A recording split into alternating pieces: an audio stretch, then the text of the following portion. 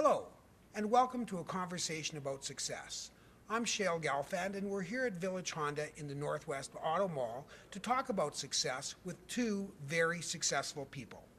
Georgia Simmerling is a member of Canada's national women's ski cross team and also a member of Canada's national women's track cycling team, which won a bronze medal at the 2016 Rio Games. Georgia is just one of a handful of Canadians who have competed in both the Summer and Winter Olympics and is the only Canadian to compete in 3 different sports in Olympic competition. Village Honda is proud to sponsor Georgia with the use of an automobile. Gerry Wood is dealer principal here at Village Honda and also the founder and principal of the Wood Automotive Group, which includes 7 car dealerships and a major auto body shop. Gerry has been recognized throughout his career for business success as well as being a generous supporter of community initiatives. He likes to give back. Thank you for being with us. Thank you for having me. First question is to you, Georgia, and maybe Gerry, you can answer this as well. How do you define success? What is success to you? I think success is a very broad term, and it is defined, everyone has their own definition of success. It's very individual. Success, to me, I think comes down to happiness. And that is a big, big part of success for me.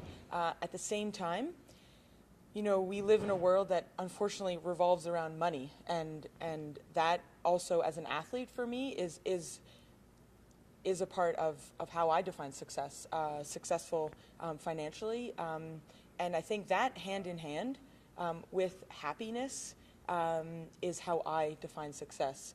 Am I healthy? Am I happy? Am I making a living?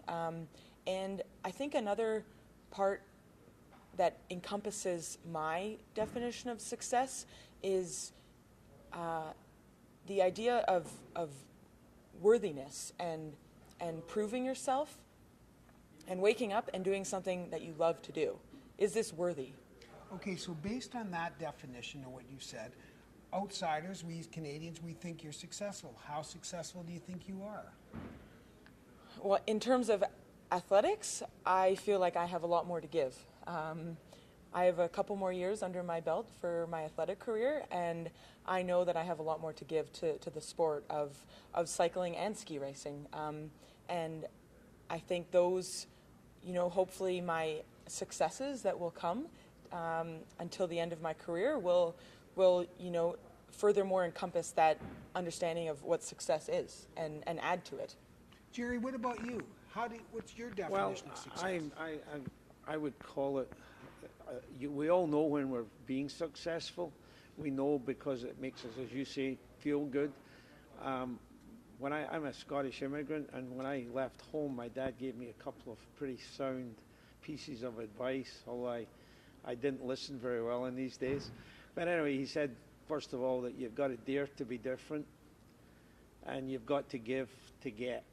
If you want anything in life, you've got to give, and I think we've tried hard over the years. It's not always money, it's time, effort, energy, and it's that feeling you get when you stand back after the project is finished and you say, wow, that was just fantastic, and then you know you've done it right. Well, let me ask you both, Gerry, you've got the mic in your hand, so let me ask you this first then. Are there ways to measure success? I would say that you measure success in how you read the other person that's involved in whatever you do. If you know that you've made them happy, as you say, or you've accomplished something, that makes you feel like this was worthwhile. And I would also say that along the way, I keep telling people I've got a best-selling book coming out called Screw Ups. We've made them all. You do make mistakes along the way, which makes you stronger. And you look back several years later and you say, why was I so stupid? But that in turn, you regroup and you bounce back and you use that experience to make sure you don't do the same thing again. What about for you, Georgia? Obviously, measuring success can be done in medals and having the best time and all that, but what are ways that you measure success? Yeah, I think those are a part of it for sure. Again, I think it's a similar answer. Are you waking up passionate about your life? You know, I speak to I speak to young children and I speak to financial advisors with the public speaking that I do, and I pretty much say the same thing. We're on this planet once, and do you want to wake up passionate and excited about getting the day done and accomplishing something, or are you just getting by? And I think there's a key difference, and to me that is a little portion of how I can measure success. You know, I know athletes that are extremely successful on paper, on TV, and I know that they're depressed athletes, and to me that's not successful. Okay, let's talk about obstacles to success. And, you know, people would say, they would intuitively think, well, we don't want to have obstacles to success, or how are we going to succeed? But how important is it to have obstacles to achieving success, and how does that contribute to your success? I think I can speak on behalf of every elite athlete when I say that we have all gone through obstacles and hardship and challenges in our lives as athletes. I strongly believe it's how you go through those challenges that defines you, who you are as an athlete when you come out of them. And, you know, it's not the end of the world when you go through a knee injury, let's say, as a ski racer, and you decide that you don't want to go through the daily grind of rehabbing that knee and getting back on the hill stronger. That's a choice that you can decide, you know, I'm over this, I want to move on and do something else. But if you choose to go through that and become a stronger athlete through those hard moments of, you know, waking up for almost up to a year, let's say, injured and rehabbing, you know, you will become a mentally stronger and physically stronger athlete, and you will benefit from it. I have unfortunately had a few tumbles in my career and obstacles that I've had to come over, and I know for a fact that because of those injuries that I dealt and went through, I have become a mentally and physically stronger athlete. What about for you, Gerry? There must have been times in your career when you saw obstacles placed in front of you that, you know, threatened what you were trying to do. How did you overcome those, and how important was it? I think just looking at the Vimy Ridge celebrations yesterday, I think sums up a lot of it. I mean, there are 25,000 Canadians over in France right now commemorating the folks from the First World War. And to me, that defines success for sure. The ultimate sacrifice was made by many, many people. But when you see the influence that has had on the whole world, and I watched that ceremony yesterday, I watched some of the singers. In fact, they had Johnny Reid on, this little Scottish guy was doing a beautiful rendering, and they had a young people's choir from Ottawa, and they had some French. It was just absolutely fantastic. The hair on the back of my neck was going up when I watched and saw it. I was so proud of being in Canada and being here for so long and feeling part of the whole community here. And I think that's a great way to measure success.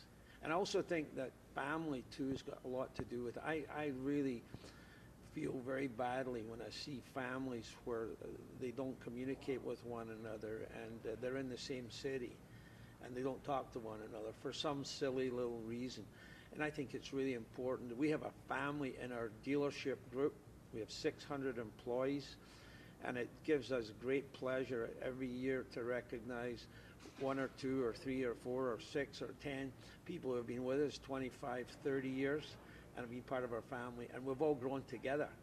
That's another thing that makes me feel really good about, and I would measure that and call that success. Gerry, while you've got the mic in your hand, just a couple more questions. How important is it for you to be a mentor and teach others about what it takes to be successful?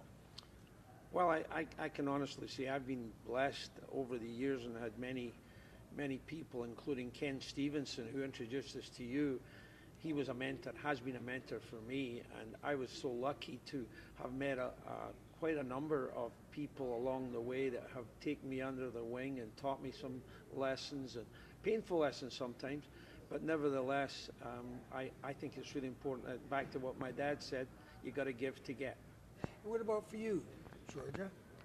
How important has it been for you to have a mentor and how important is it for you to pay that forward and to mentor others?